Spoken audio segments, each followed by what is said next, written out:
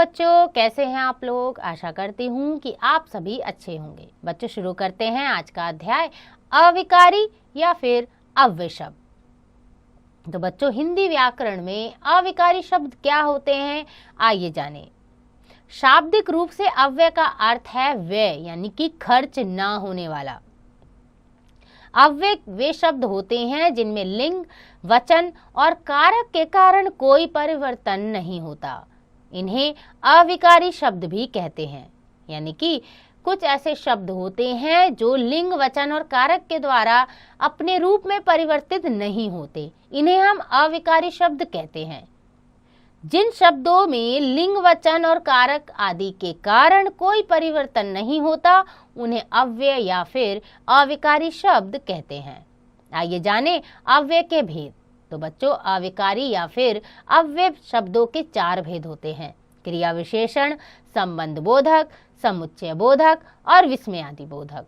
तो आइए बच्चों, चारों को विस्तार पूर्वक पढ़ें। सबसे पहले जानेंगे क्रिया विशेषण क्या है।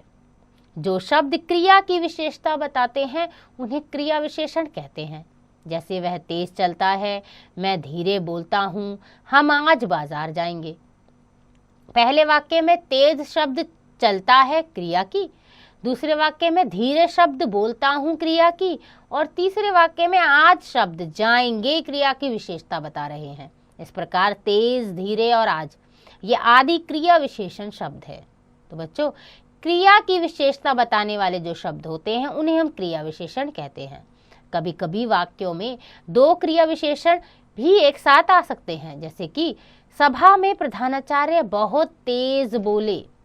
तो यहाँ पे बहुत और तेज ये दोनों ही क्रिया विशेषण हैं। उपद्रवियों को बड़ी सावधानी से पकड़ा गया। तो बच्चों, उपर्युक्त वाक्यों में बहुत तेज और बड़ी सावधानी से इन पदों के 2 क्रिया विशेषणों के योग से बने हैं। इस प्रकार बने क्रिया विशेषणों को संयुक्त या फिर सामासिक क्रिया विशेषण कहते हैं। जो शब्द वाक्य में प्रयुक्त क्रिया की विशेषता बताते हैं उन्हें क्रिया विशेषण कहते हैं। बच्चों, क्रिया विशेषण के भी भेद होते हैं। तो क्रिया विशेषण के 4 भेद होते हैं: कालवाचक क्रिया विशेषण, परिमाणवाचक क्रिया विशेषण, स्थानवाचक क्रिया विशेषण और रीतिवाचक क्रिया विशेषण। कालवाचक क्रिया विशेषण क्या है? जिन शब्दों से क्रिया के होने का समय या आवृत्ति का पता चलता है उन्हें कालवाचक क्रिया विशेषण कहते हैं। काल का मतलब ही होता है समय। जैसे विजय अब जा चुका है, कल वर्षा हुई थी, प्रतिदिन व्यायाम करो और अभी वहां मत जाओ। कुछ अन्य कालवाचक क्रिया विशेषण जैसे कि तत्काल, शीघ्र, पीछे, तदंतर, कई बार, निरंतर, तभी, जब तक, यदा कदा, कभी कभी, सदैव आदि। अगला है बच्चों परिमाणवाचक क्रिया विशेषण। जिन शब्दों से क्रिया अथवा क्रिया विशेषण के परिमाण का पता चलता है उसे हम परिमाणवाचक क्रिया विशेषण कहते हैं। परिमाण का मतलब ही है कि कितनी परिमाण है, कितनी मात्रा है। जैसे कि मैं बिल्कुल थक चुका हूँ, रवि तेज चलता है, कल वह बहुत रोई, ऐसा प्राय नहीं होता। कुछ अन्य परिमाणवाचक क्रिया विशेषण जैसे बहुधा, थोड़ा थोड़ा, अत्यंत, अधिक, न्यून, अल्प, बहुत, कुछ, पर्याप्त, कम, बूंद बूंद, केवल, अनुमानतः, सर्वथा आदि। तीसरा है स्थानवाचक क्रिया विशेषण। जिन शब्दों में क्रिया के होने के स्थान का पता चलता है उन्हें स्थानवाचक क्रिया विशेषण कहते हैं। जैसे लड़के बाहर खेल रहे हैं, दादाजी अंदर बैठे हैं, हम आगे आगे चलेंगे, बिल्ली मेज के ऊपर बैठी है। तो यहाँ पर हमें क्रिया के स्थान का पता चल रहा है। कुछ अन्य स्थानवाचक क्रिया विशेषण हैं जैसे बाएं, नीचे, इस ओर, उस ओर, चारों ओर, दोनों ओर, कहाँ, जहाँ, इधर उधर, बाहर, अंदर, यहाँ वहाँ आदि। और चौथा है बच्चों रीतिवाचक क्रिया विशेषण। जिन क्रिया विशेषण शब्दों से क्रिया के होने की रीति या फिर ढंग का बोध होता है उन्हें रीतिवाचक क्रिया विशेषण कहते हैं। जैसे वह कल अवश्य आएगा, सबसे मीठा बोलो, चीता तेजी से भाग रहा है, मीरा अचानक सो गई। तो कुछ अन्य रीतिवाचक क्रिया विशेषण है जैसे अचानक, सहसा, एकाएक, बेशक, शायद, संभव, भरपेट, बार बार आदि। तो यहाँ पे बच्चों क्रिया के होने का पता चलता है कि क्रिया किस ढंग से की गई है, वो है रीतिवाचक क्रिया विशेषण। विशेष जानकारी ये है कि कालवाचक क्रिया विशेषण की पहचान करने के लिए क्रिया के साथ कब लगाकर प्रश्न करते हैं। स्थानवाचक क्रिया विशेषण की पहचान करने के लिए क्रिया के साथ कहाँ लगाकर प्रश्न करते हैं। परिमाणवाचक क्रिया विशेषण की पहचान करने के लिए क्रिया के साथ कितना या फिर कितनी लगाकर प्रश्न करते हैं। और रीतिवाचक क्रिया विशेषण की पहचान करने के लिए क्रिया के साथ कैसे लगाकर प्रश्न करते हैं, तब हमें पता चलता है कि ये कौन सी क्रिया विशेषण है। आइए जानें कि विशेषण और क्रिया विशेषण में अंतर क्या है। तो बच्चों, संज्ञा या सर्वनाम की विशेषता बताने वाले शब्दों को विशेषण तथा क्रिया की विशेषता प्रकट करने वाले शब्दों को क्रिया विशेषण कहते हैं। जैसे उसने कम खाना खाया, विशेषण। उसने थोड़ा खाया, क्रिया विशेषण। वह तेज चलता है, क्रिया विशेषण। और गरिमा के पास तेज चाकू है, विशेषण। तो बच्चों, विशेषण हमें संज्ञा या सर्वनाम की विशेषता बताते हैं और क्रिया विशेषण क्रिया की विशेषता। आगे है परिमाणवाचक विशेषण एवं परिमाणवाचक क्रिया विशेषण में अंतर क्या है। तो बच्चों, जो शब्द संज्ञा या सर्वनाम शब्दों के परिमाण यानी कि नाप तौल संबंधी विशेषता का बोध कराते हैं उन्हें परिमाणवाचक विशेषण कहते हैं, तथा जो शब्द क्रिया के परिमाण का बोध कराते हैं उन्हें परिमाणवाचक क्रिया विशेषण कहते हैं। उदाहरण के लिए जैसे मुझे खूब हंसी आई, तो ये परिमाणवाचक विशेषण है। मैं खूब हंसा, ये परिमाणवाचक क्रिया विशेषण है। हम थोड़ी टॉफी खाते हैं, परिमाणवाचक विशेषण। तुम थोड़ा खाओ, परिमाणवाचक क्रिया विशेषण। अगला है बच्चों संबंध बोधक। ये भी अविकारी शब्द का ही एक भेद है। अब ये क्या है, आइए जाने।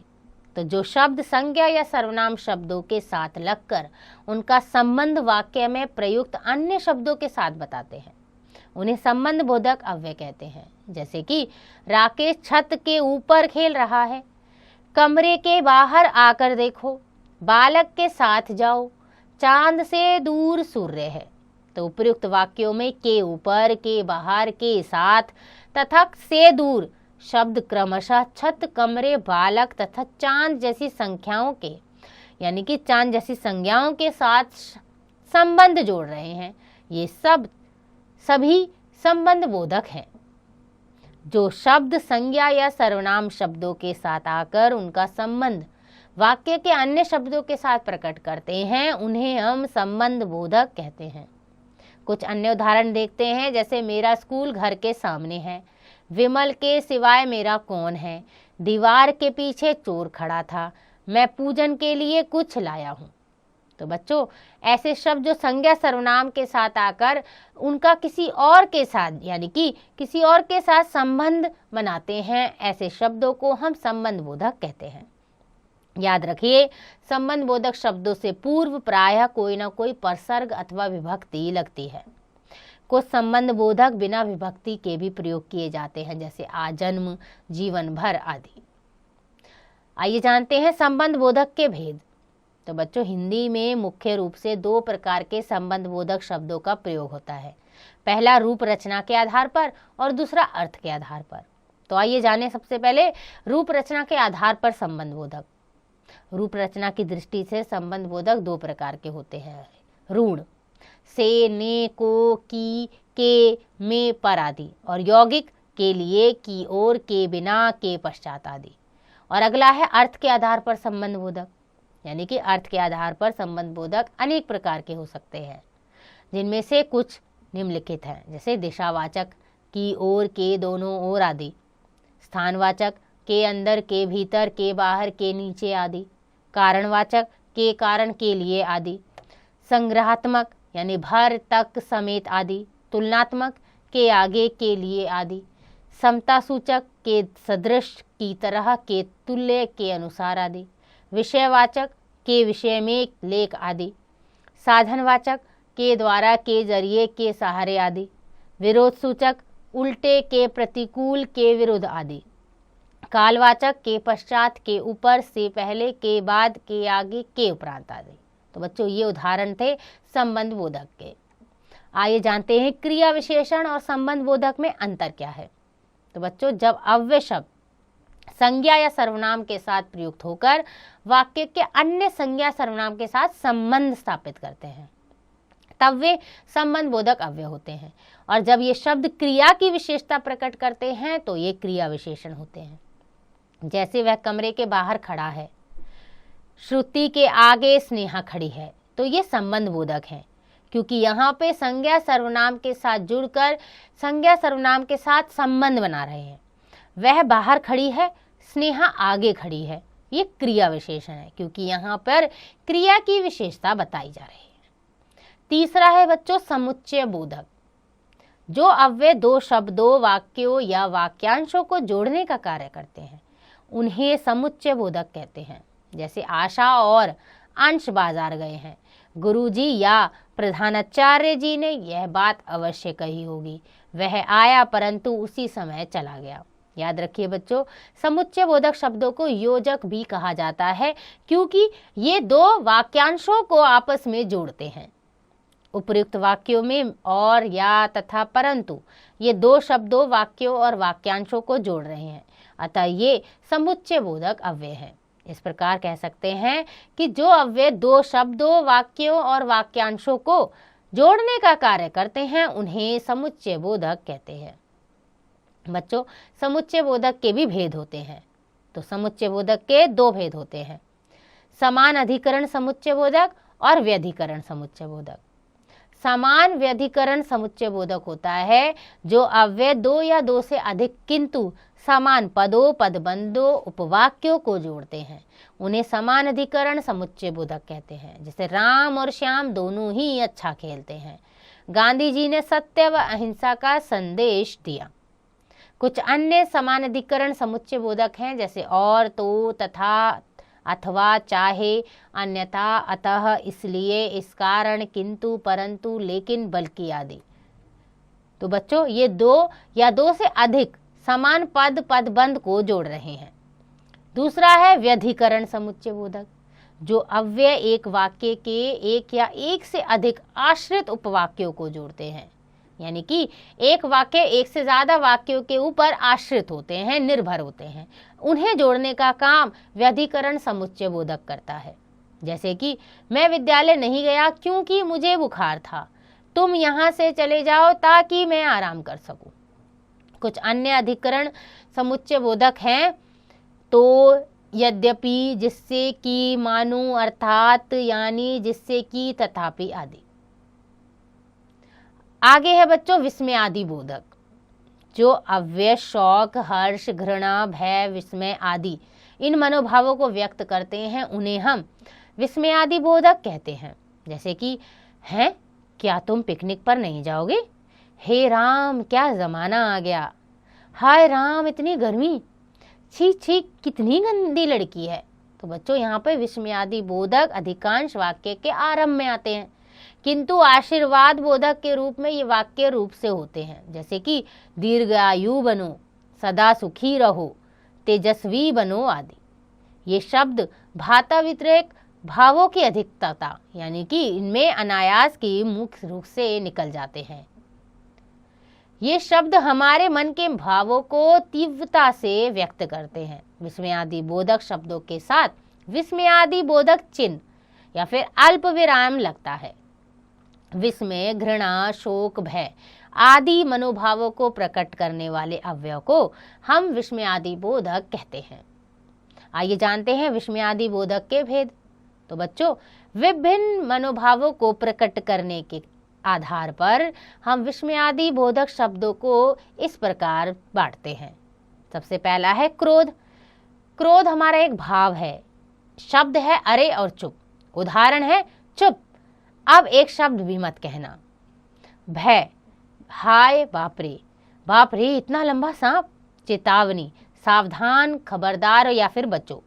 वाक्य है सावधान, आगे गहरा गड्ढा है। अनुमोदन, स्वीकृति यानी कि अच्छा, हाँ हाँ हाँ हाँ तुम छुट्टी ले सकते हो। आशीर्वाद यानी जीते रहो। जीते रहो, ईश्वर तुम्हें सफल करे। संबोधन यानी अजी हे अरे, संबोधन यानी किसी को पुकारना, अरे तुम किधर जा रहे हो। इच्छा यानी काश हाय, काश मैं भी गांव में ही रहता। घृणा यानी छी छी धत ओह धिक हट, तो ये है छी छी इतनी गंदगी। शोक दुख के लिए है हाय उफ आह हे राम, हाय बेटा तुम्हें कितनी चोट लगी। विस्मय आश्चर्य के लिए होता है आह ओहो क्या, अरे अहो क्या चोर पकड़े गए। प्रशंसा और प्रोत्साहन के लिए शाबाश वाह बहुत सुंदर, वाकई शाबाश तुमने तो कमाल कर दिया। उत्साह और प्रसन्नता के लिए वाह आहा धन्य, जैसे कि वाह क्या छक्का मारा है। तो बच्चों ये था विस्मयादि बोधक चिन्ह के कुछ भेद। आगे है निपात। आइए जाने निपात क्या होता है। तो बच्चों हिंदी में कुछ शब्द ऐसे भी होते हैं जो किसी शब्द या पद के बाद लगकर उसके अर्थ को विशेष रूप से बदल देते हैं। जैसे संजू ने ही गौरव को मारा था, तो संजू ने ही मारा था, किसी और ने नहीं। संजू ने गौरव को ही मारा था, तो यहाँ पर संजू ने गौरव को ही मारा था, किसी और को नहीं। संजू ने गौरव को मारा ही था, संजू ने गौरव को मारा ही था, अब शब्द नहीं कहे थे। तो बच्चों यहाँ पर जो ही शब्द है ये कई जगह पर लगा है और इसने वाक्यों को बदल दिया है। उपर्युक्त तीनों वाक्यों में ही अलग अलग स्थानों पर आ जाने से प्रत्येक वाक्य के अर्थ में अंतर आ गया है। अतः बच्चों जो अव्यय किसी पद के बाद लगकर उसके अर्थ को विशेष बल देते हैं उन्हें निपात कहते हैं। कुछ अन्य निपात हैं जैसे केवल, तक, भर, मात्र, तो, भी आदि। तो निपात भी बच्चों अविकारी शब्द या फिर अव्यय शब्द होता है। आइए दोहराएं, जो शब्द अपना रूप नहीं बदलते उन्हें अविकारी या अव्यय शब्द कहते हैं। अव्यय के 4 भेद होते हैं, क्रिया विशेषण, संबंध बोधक, समुच्चय बोधक और विस्मयादि बोधक। क्रिया की विशेषता बताने वालों को क्रिया विशेषण कहते हैं। क्रिया विशेषण के 4 भेद होते हैं, कालवाचक, परिमाणवाचक, स्थानवाचक और रीतिवाचक। जो अव्यय शब्द संज्ञा या सर्वनाम का संबंध वाक्य के अन्य शब्दों के साथ स्थापित करते हैं उन्हें संबंध बोधक कहते हैं। जो अव्यय शब्द 2 शब्दों, वाक्यांशों या वाक्यों को जोड़ते हैं उन्हें समुच्चय बोधक या योजक कहते हैं। जो अव्यय शब्द हर्ष, आश्चर्य, शोक, घृणा आदि भाव प्रकट करें उन्हें विस्मयादि बोधक कहते हैं। विस्मयादि बोधक शब्दों के साथ विस्मयादि बोधक चिन्ह या फिर अल्प विराम लगता है। जो शब्द किसी शब्द या पद के साथ लगकर उनके अर्थ को बल प्रदान करते हैं उन्हें निपात कहते हैं। तो आशा करती हूँ बच्चों कि आपको यह अध्याय समझ आ गया होगा। इसका अभ्यास आप स्वयं कीजिएगा।